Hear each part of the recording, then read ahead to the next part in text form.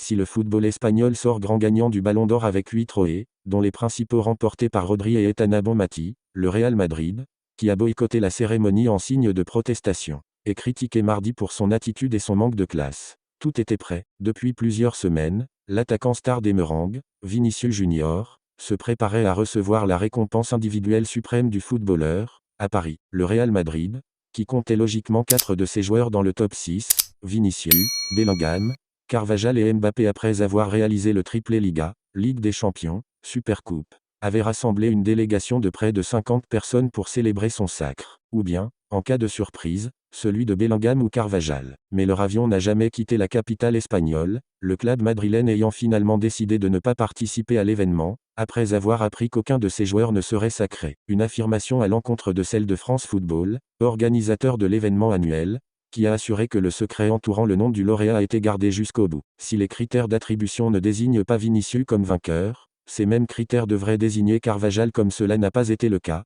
Il est évident que le Ballon d'Or de l'UEFA ne respecte pas le Real Madrid, avait argué le club à l'AFP dans l'après-midi. Pas question, dans ces conditions, que l'institution madrilène se rende là où elle n'est pas respectée, avait-elle conclu. Indigne du plus grand club du monde, la presse espagnole, qui célèbre abondamment le sacre de Rodri, vainqueur et meilleur joueur de l'Euro 2024 avec la Roja, également champion d'Angleterre avec Manchester City, ainsi que le doublé de la Catalane Ethan Bonmati, qui conserve son Ballon d'Or, championne d'Espagne et vainqueur de la Ligue des Champions avec le FC Barcelone et championne du monde 2023 en sélection. Critique à l'unanimité le comportement du Real. Cette mascarade est indigne du plus grand club au monde, tranche Marca, pourtant pro-Real, dans un éditorial notant que la Maison-Blanche ne respecte pas son propre hymne qui appelle ses joueurs à serrer la main même quand tu perds. Le premier Ballon d'Or pour un joueur espagnol depuis 1960, attendu avec impatience, n'a pas provoqué l'état d'ivresse collective à laquelle on s'attendait, mais plutôt une journée polémique, regrette Alfredo Rolano, rédacteur en chef du quotidien A,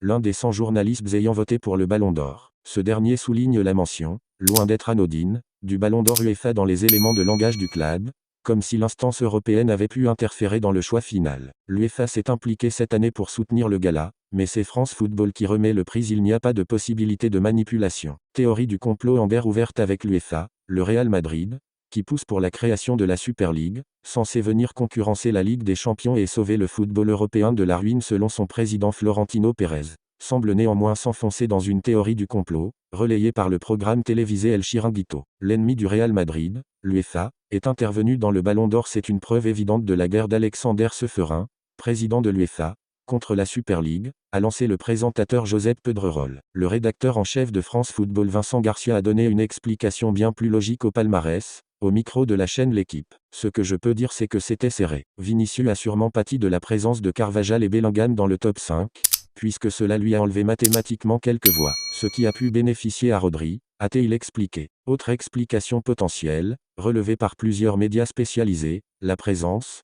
parmi les critères d'élection de la classe et du fair play du joueur, ce qui a pu porter préjudice aux Brésiliens. Parfois caractériel et provocateur sur le terrain, loin de l'image modèle de Rodri. Des arguments inaudibles pour les Merengues, convaincus d'avoir été lésés, et désormais lancés dans une improbable croisade contre le monde entier.